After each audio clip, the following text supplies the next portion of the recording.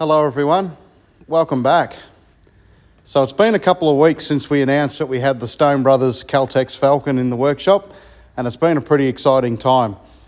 The last couple of weeks we've spent going over the car's logbooks, old setup sheets, and as much information as we could get our hands on, just to fully understand the history of the car and where it fits in the motorsport landscape and which role it plays in motoring history in Australia. You'll see in this video, the car's done a lot. It's actually been on fire. It's won a national championship after the Stone Brothers were finished with it, and it's had some motorsport royalty with a direct involvement with this car.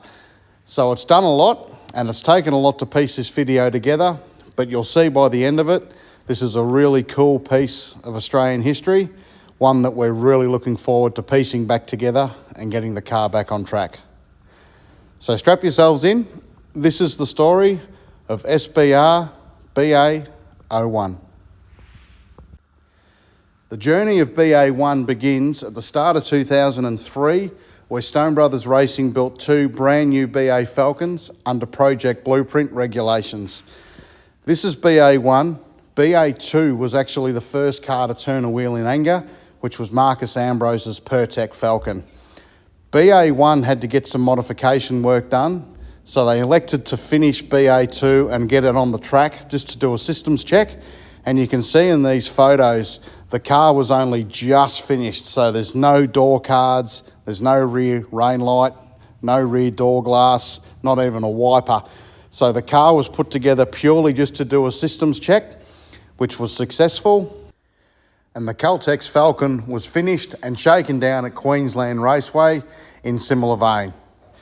Now, Stone's worked right up until the very first round, which was at the Melbourne GP at Albert Park in 2003, where both of these cars made their race debut. BA1 has always been known as a controversial car, and it started from the very beginning, with Russell Ingall announcing that he'd signed for Stone Brothers at midnight on the 1st of January 2003. There was no more significant summer talking point than Russell Ingall's defection from Holden to Ford. It was a move that Ingall couldn't resist for a variety of reasons. The Ford and Holden rivalry was never stronger, and there were some heated words exchanged at Albert Park in 2003, which was the first appearance for BA1 and Russell Ingall in V8 Supercars publicly. I don't necessarily know whether that's good or bad. I mean, there's sort of rival opinions with that stuff. I would have thought that loyalty was a pretty strong thing in our Russell Ingall. I mean, no one liked him before, so no one will like him now. That's okay. If you've got no fans, you don't worry about it. It's no problem. But seriously, I mean, some of those people will follow Russell across. That they've been pure Russell Ingall fans in a Holden Castrol car. Some of those people will be so devoted that they would go to, a Ford Caltex car. The car was a little bit of an unknown package, as it had only done a handful of laps around Queensland Raceway prior to being shipped to Melbourne for the Albert Park round. So the car did have mixed results, or Stone Brothers, I should say, had mixed results, with BA2 suffering electrical issues all weekend, and BA1 was really their only reference point.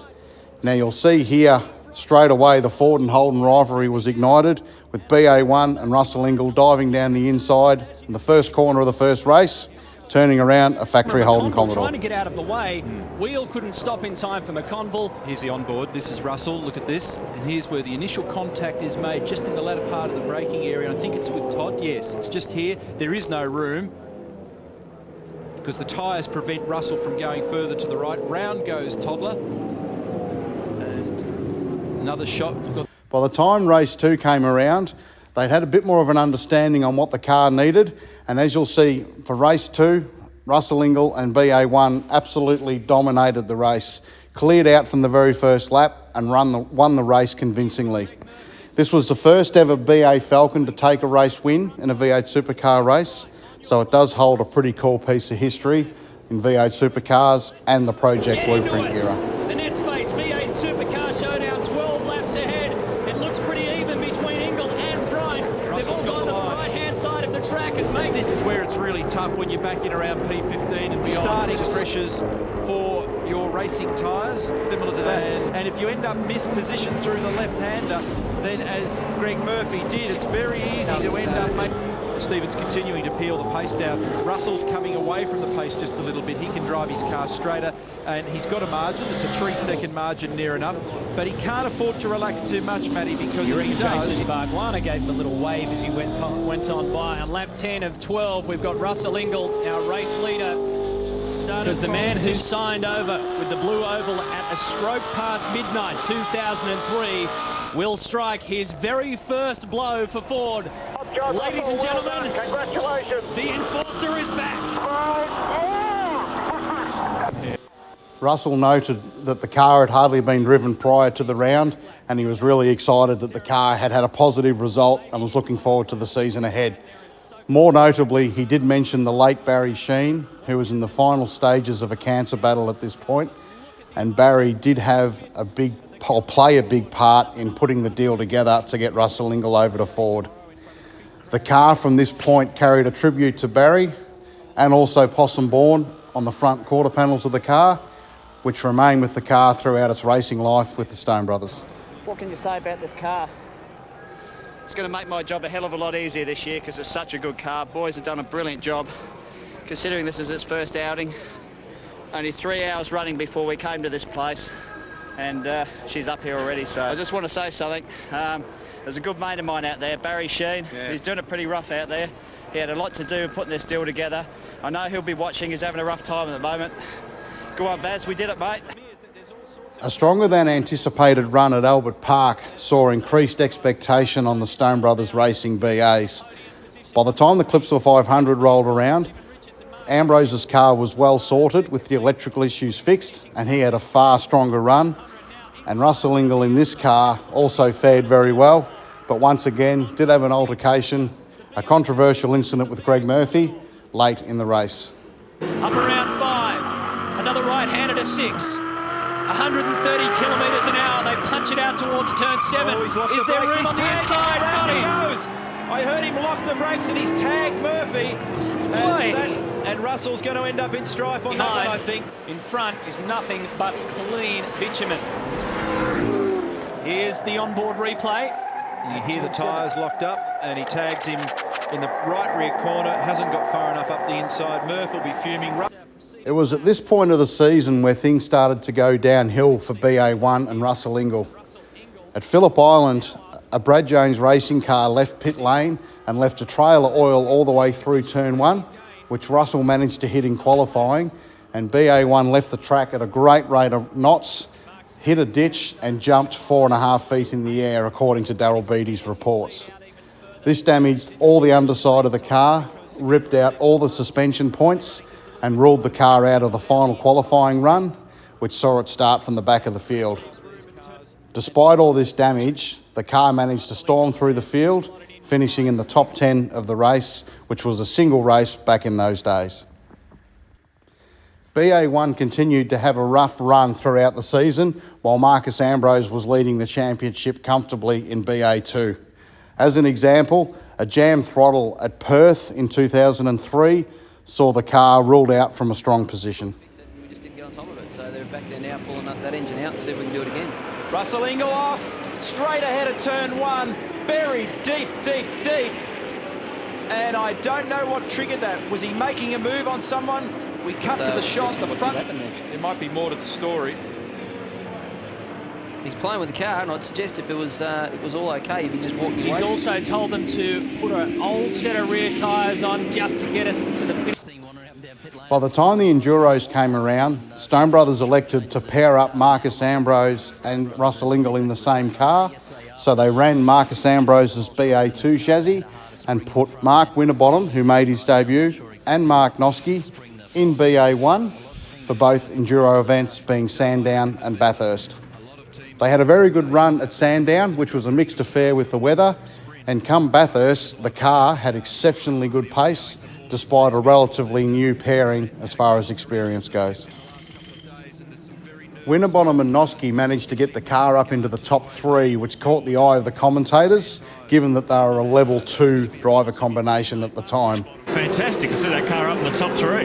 Yeah, he's going great. He really is. He's got a great potential, and the team have got right behind him and really support everything he's doing. And Mark Skaife, who's partnering him as well, he's done a great job. Don't forget that he did a really good stint just gone. The car was going exceptionally strongly. Winterbottom pitted, put Mark Skaife in the car, only for him to return to the pits a lap or two later, with the car needing a good dose of water to keep it running. And this is what you have to do. SMS the word play, 1881075 for Australian viewers only. And so far on the bottom right-hand corner of your screen, that is the number of Ford and Holden fans who've dialed in. This looked like we just filled it up with water, but the car was running smooth and had some good speed, so it's a bit annoying that happened. Mark Winterbottom was being interviewed about why the car did come back to pit lane, and you can see when they cut away to the footage of Mark Skaife driving BA1, if you study the exhaust of the car, you can see the car was developing a misfire down Conrod Straight, and the engine completely failed by the time it got to the chase. Obviously the car had cooked itself. I'm not too sure whether the hit in the front of the car had impacted the radiator at all, but it was disappointing that the car was ruled out from such a strong position. Neil mentioned that Skaife had done his fastest lap on lap 100. That's the fastest lap of the race at 2:09.107. And further lowers the lap record here to that 9.1. So you have to bring it back in, mate. Bring it. You can't log a lap record in anything other than the race in Australian motorsport. So qualifying records don't count. That's Campbell Little. He's talking to Mark Skaife at the wheel of car 9, and I think the message was the engine has had it. So I wonder if that impacted any airflow or did any radiator damage. Straight through and turn left at the end. They're putting it behind the wall.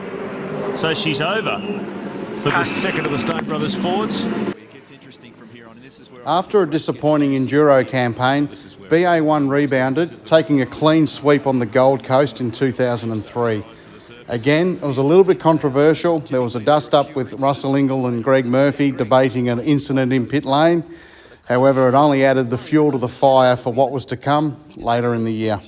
Post-race. Did he stop? No. I didn't feel anything. Sorry, mate. Hit my car. Still 2 rounds to go, dude. Be careful. You're threatening me. Is that a threat? If you say there's 2 rounds to go, that's a threat. I don't say anything. Mate, if Stewart's find you guilty, that's not my problem. Off you go. Your team drove you out in front of me. Now, the main replays of the shriek at the creek have been replayed many times, but I got this footage sent to me not that long ago, and it's what was streamed into New Zealand as it happened. So when Australia or Australian viewers cut away to an ad break, we missed a majority of what happened, and the piece we saw was the car was on the right-hand side of screen of the track, and then when it come back from the ad break and Mark Skaife dishing out some character references to Ingall, he's on the other side of the road. So this footage you'll see here, which I'll speed up, actually shows what took place while the Australian viewers were at an ad break. Mark actually tried to get the Commodore going again, but was unsuccessful.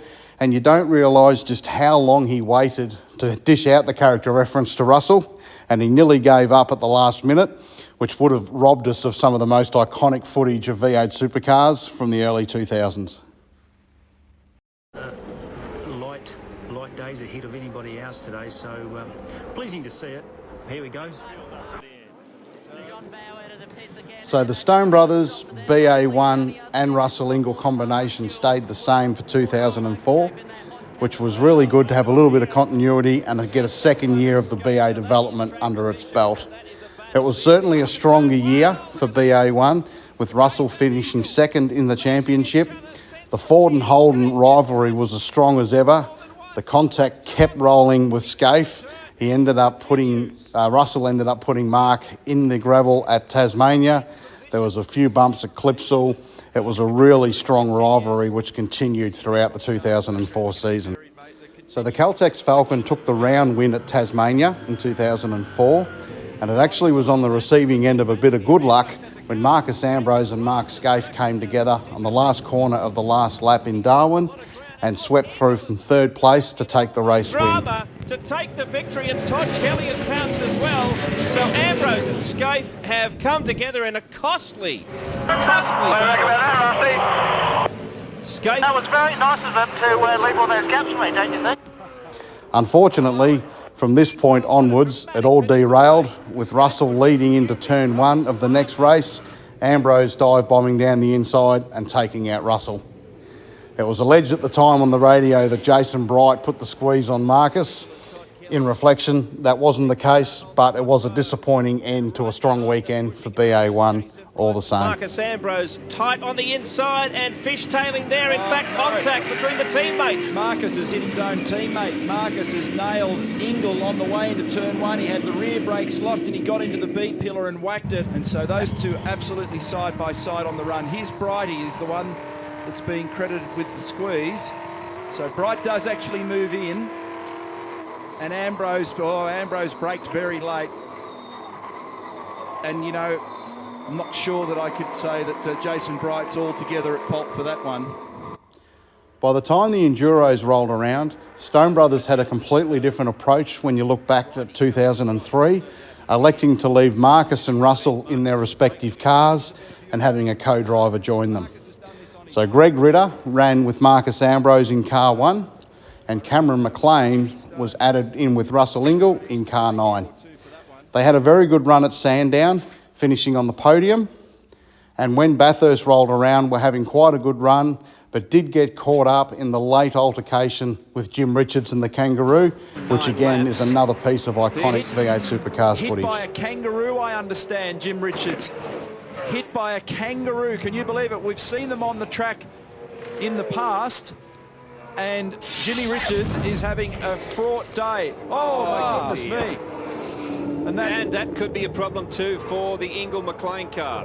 Can you believe that? Russell Ingall right behind him. Oh, that's terrible. That's a pretty shocking vision, isn't it? That's awful. I don't think we want to see that again. We can't. Let's have a quick look at this, guys. Just have a look. We could be able to fix it. So at the end of the 2004 season, Stone Brothers ended up finishing the championship 1-2. So Marcus Ambrose won, Russell Ingall came second in BA1.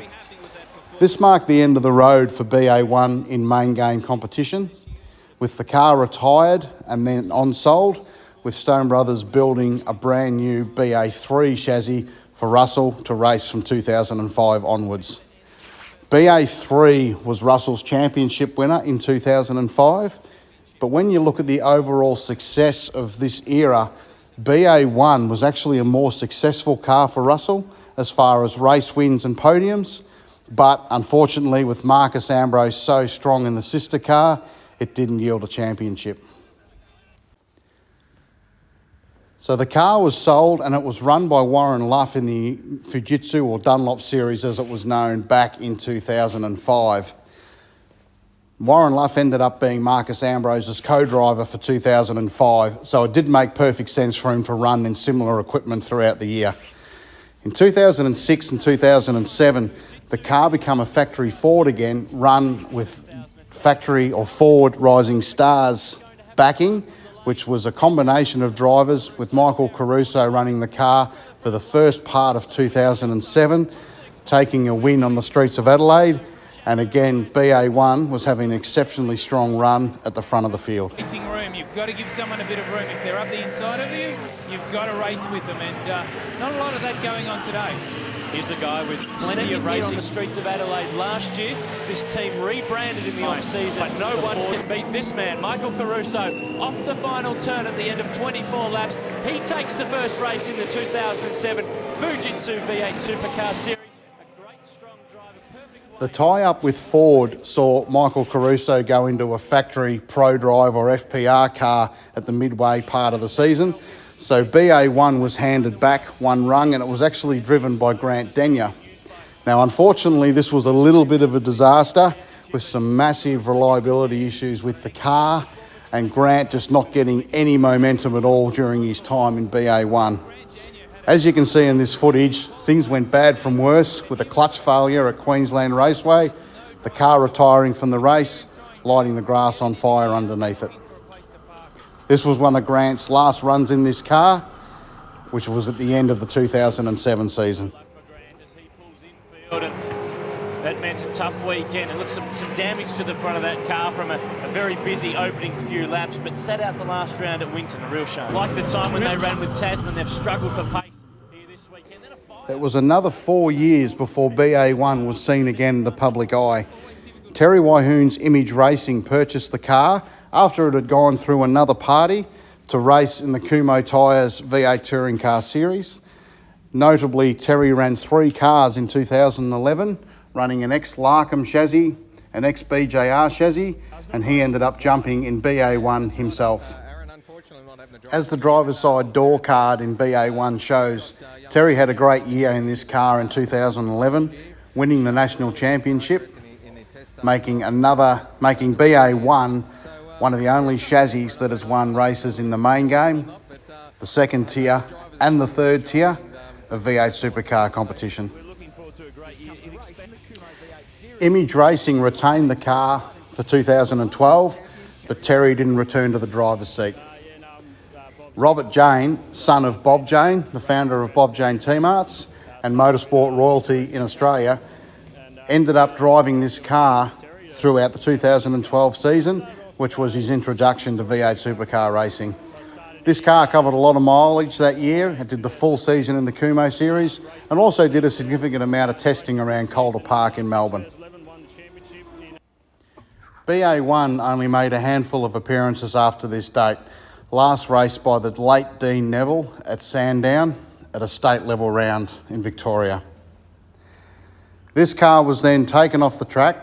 It was repainted and used by Supercars for some marketing and promotional activities, notably around the Shriek at the Creek incident. The car's been displayed at the Bathurst Museum, Phillip Island Museum, and it's popped up here and there over the years, and now it's turned up in our workshop, where we're looking forward to going over the car, top to bottom, understanding what it needs, so we can hopefully get the car returned back onto the track. You don't have to look too hard to see that there's some fairly significant imperfections on the car, and it is carrying some scars that date back almost 20 years. But we're really looking forward to getting into this project and seeing exactly what we've got in front of us. BA1 has sat in silence for over a decade, and we're really looking forward to slowly bringing this car back to life and awakening it from a decade-long hibernation. We're getting some content together of the car as we go. Obviously, no systems have been powered up. The engine hasn't even been turned over. The car doesn't even have a gearbox. So there's going to be a lot to go through. But as we go through each step of the car, we'll bring the content to you so you can come along on the journey. We really appreciate your support and feedback in regard to this project, and we'll keep the content coming at the best of our ability, and we look forward to having more for you as soon as possible. Thanks again for your support. We'll speak with you soon.